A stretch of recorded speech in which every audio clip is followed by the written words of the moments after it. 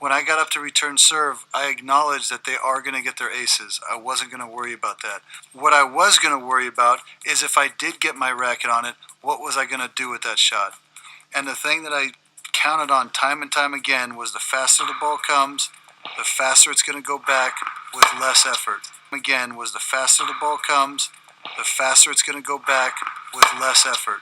Another thing that's very important is, unlike other shots in tennis, you don't have to take a backswing on this. Unlike other shots in tennis, you don't have to take a backswing on this. The ball is coming generally with more pace, so what I used to like to do is the only backswing I took was the distance I could create with a simple hip turn. I pushed through the face of that ball and finished, but never felt like I was swinging on a return of serve. Same goes with the backhand. All I would do is turn my hips. My racket was far enough back. Never had to swing more than that. And I also recognized that because I don't have to do as much, for me it was only about rotating my hips, and my racket was plenty far back enough to use the pace and return the shot with interest. Rotating my hips, and my racket was plenty far back enough to use the pace and return the shot with interest. Second serve, I took a whole different mentality towards it. It was my goal and objective to make them worry about missing first serves. So when they hit a second serve that I was in position for, I would put a little bit more on it, take a little bit more of a risk, knowing that even if I missed it, I was leaving an impression on them and making them worried about the next time.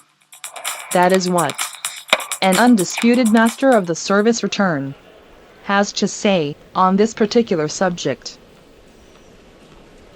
But Kevin is apparently nobody's fool. He chooses to do just the opposite. During the return, Kevin's hips barely move. First, he throws his arms back as far as he possibly can, and then using his shoulder muscles only, he throws them forward into the swing. Kevin does exactly the same thing on his regular ground strokes. As a matter of fact, his returns and his ground strokes are so similar that it is almost impossible to tell them apart.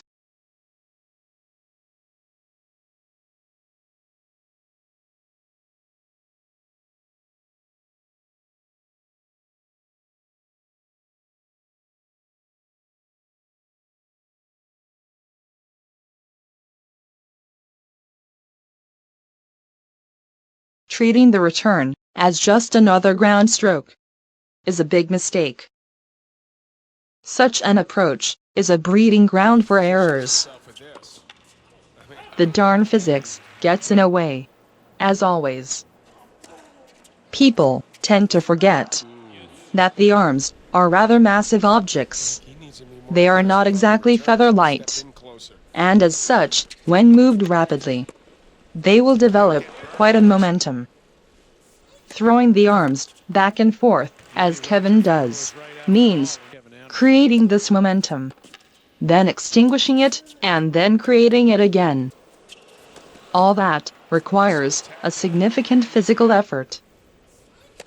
To perform all these maneuvers in a hurry, and not to get sloppy, would be an extremely tall order, even for such a strong and fit individual as Kevin. That is why cutting down on the range of your movements during the return would be essential for increasing the return's consistency and its reliability. As for those of us who become smitten by the spectacular returns, such as this one, beautiful return. Putting such returns into their original context might help to provide a very simple explanation of their success.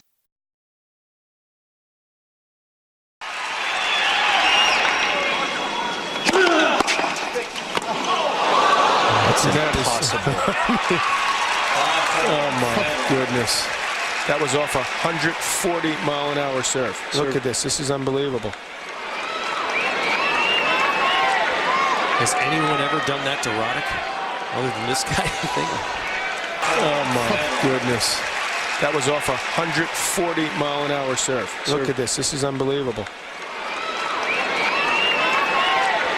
Has anyone ever done that to Roddick other than this guy? I think.